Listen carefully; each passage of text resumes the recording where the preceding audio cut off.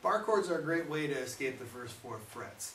One of the most common bar chords is based off the E shape that we all know. And what we do is we actually, to make a bar chord, we emulate the open strings by using our finger to press down on all the strings.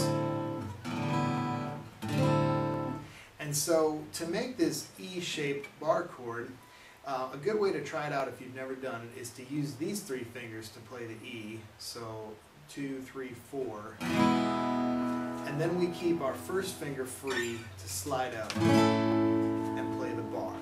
Here's a couple things about the bar, using your finger to play a bar. Some people use the very tip of their, will start at the tip of their finger, and what's happening is you're trying to press and pinch with less finger.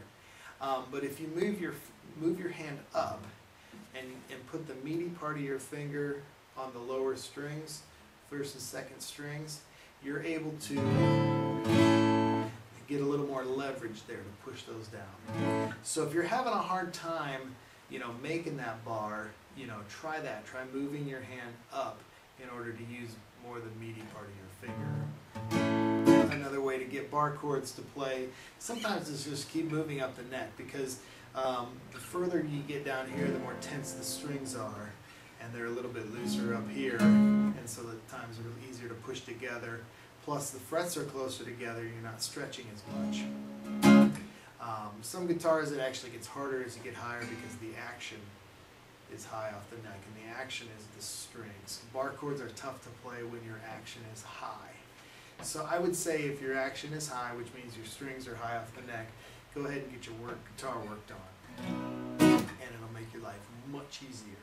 So this is the bar chord that we've talked about. Let's look at some different variations of it.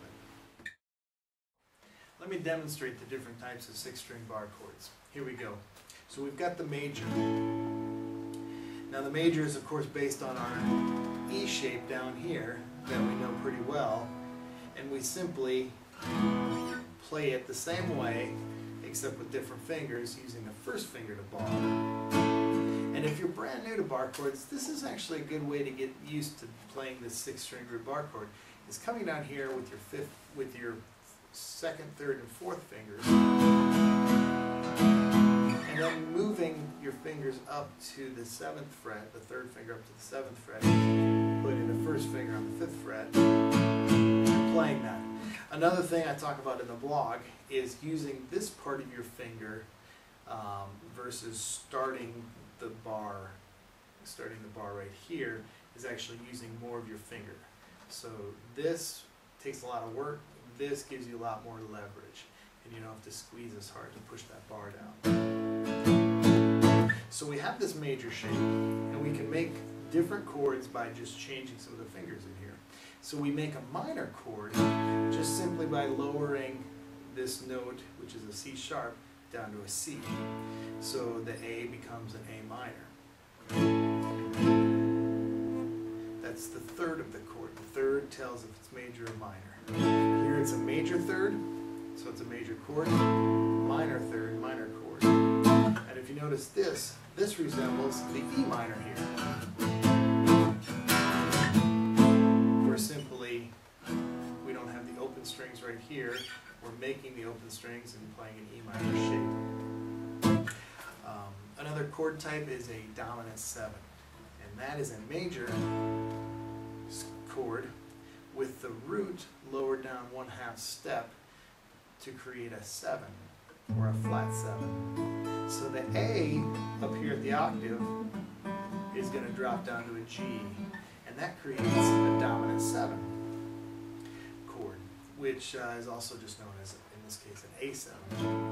And so that creates kind of an instability where it wants to resolve, and it usually wants to resolve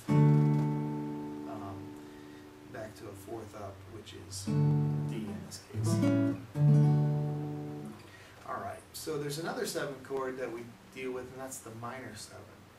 And that's easy enough. What we do is we build it off the minor chord. So we've got the minor chord here, and then we simply lower that root down again 2 steps, 2 half steps, which is 2 frets, and we create a minor 7 chord. minor 7 chords are good because they don't sound as harsh and as dark.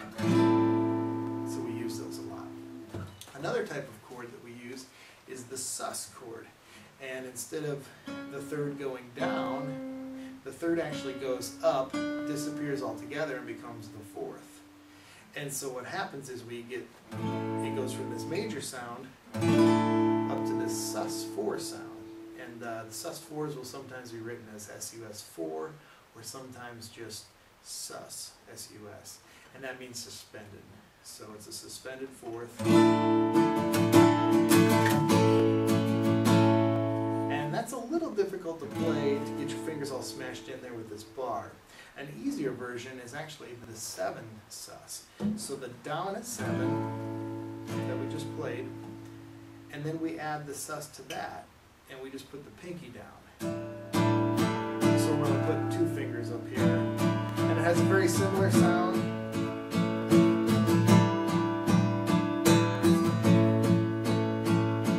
Fairly easy to play. That's the dominant 7, sus4. So it would be an A7, sus4. Another one we can do is the add 9 or add 2. And that's when you add a second to this chord. And so a second for an A would be a B. And so what we do is we take this A right here, the octave, and we take it up 1. And so it's a little bit of a stretch with this chord, but it's a great sound. Because it puts that second and the third right together, which is like a half step. You can also add it up here, and it's really bright sounding, but then you run into the fact that you can't play everything down here. So you can run into some issues there. So this one takes some work, but it's really nice with that internal 9 or second in there. Alright, so that's most of the 6-string bar chords that are fairly common. There's a lot of other ones that you can play, but that gives you an idea.